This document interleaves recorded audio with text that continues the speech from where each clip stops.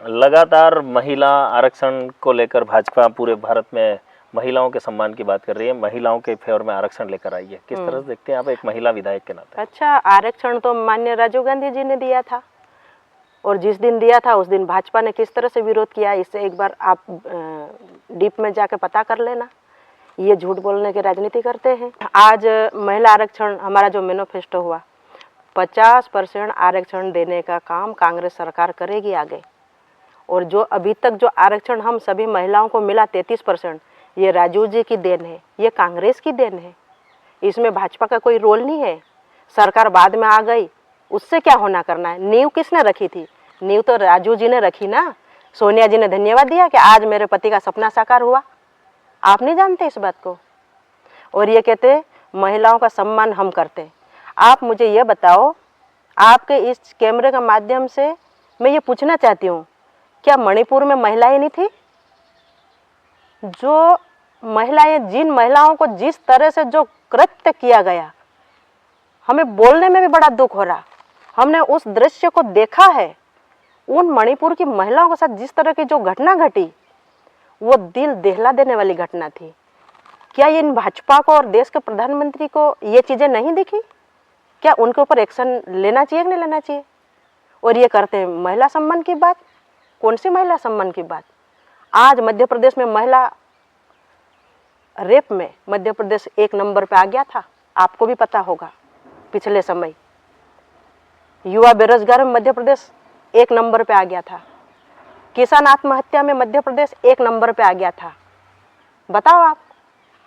और ये भाजपा वाले जो बोलते कि हम महिलाओं का सम्मान करते, क्या ये सम्मान होता है इन लोगों को? छोटी छोटी बेटियों का रेप होता है, छोटी छोटी बेटियों को जिस तरह से गाड़ दिया जाता है, हमारे किसानों को ट्रैक्टरों से बांध के घिसा जाता है। किसानों के साथ, महिलाओं के साथ, हर वर्ग के साथ जिस तरह का जो अत्याचार होता, ये मध्य प्रदेश में हमने हमारे आंखों से देखा, समाचारों के माध्यम से। क्या ये इस तरह की ये भाजपा की सरकार है? ये कुशासन चल रहा है, कुशासन। हम चाहते हैं हमारी जैसे ही कांग्रेस की सरकार आएगी, जितने भी हमारे युवा बेरोजगार है, सबसे पहले युवाओं को रोजगार देना चाहिए, ताकि उन बच्चों की जो डिग्रियां, चाहे वो नर्सिंग हो, चाहे इंजीनियर हो, चाहे नीट हो, कोई से भी A to Z, जितने भी जो डिग्रीधारी बच्चे हैं हमारे, उन सभी बच्चों की भर्तियां होना चाहिए। और उन भर्तियों में कोई घोटाले नहीं होना चाहिए। और हर बच्चे की भर्ती होकर ना हर बच्चे को रोजगार मिलना चाहिए। ये हमारा मेन मकसद होना चाहिए। कांग्रेस लोकसभा चुनाव में किन मुख्य मुद्दों पर बात कर रही है?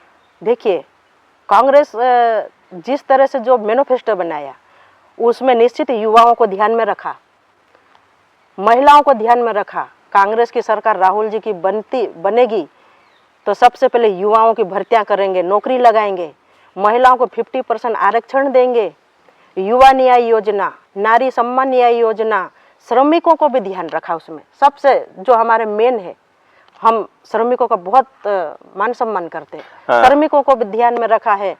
25 वचन हमने बनाए हैं, जिसमें सभी वर्गों को ध्यान में रख के, और जो हमारा मैनिफेस्टो वो निश्चित ही हर समाज को फायदा पहुंचाएगा।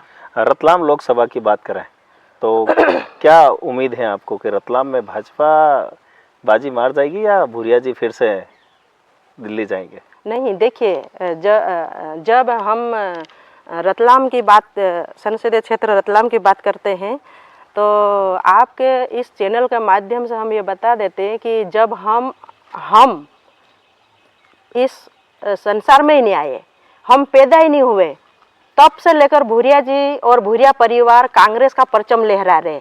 और इस समय 65 साल हो गया, और वो अब 70 साल होने जा रहा है उनका जीतने का जो सिलसिला चला, वो उसमें भागीरथ भवर साहब भी आगे, वो भी आगे। मतलब आप आश्वस्त हैं कि भूरिया जी? बिल्कुल, हम तो अपने आप में विश्वास है, भूरिया साहब को विश्वास है, कांग्रेस पार्टी को भी विश्वास है। निश्चित ही अच्छे वोटों से जीत हासिल होगी भूरिया साहब की, और अच्छे वोटों से जीतेंगे। आप जोबट से विधायक हैं, और पूरे लोकसभा की बात की जाए तो सबसे ज्यादा वोट से आप जीती हैं चुनाव, तो निश्चित ही, मतलब अगर ट्राइबल सीट की बात की जाए तो ट्राइबल सीट में जितनी भी सीट है, 7 सीटें हैं, उसमें से सबसे ज़्यादा वोटों से आप जीते हैं। ये मेरे जोबट की जनता का आशीर्वाद है।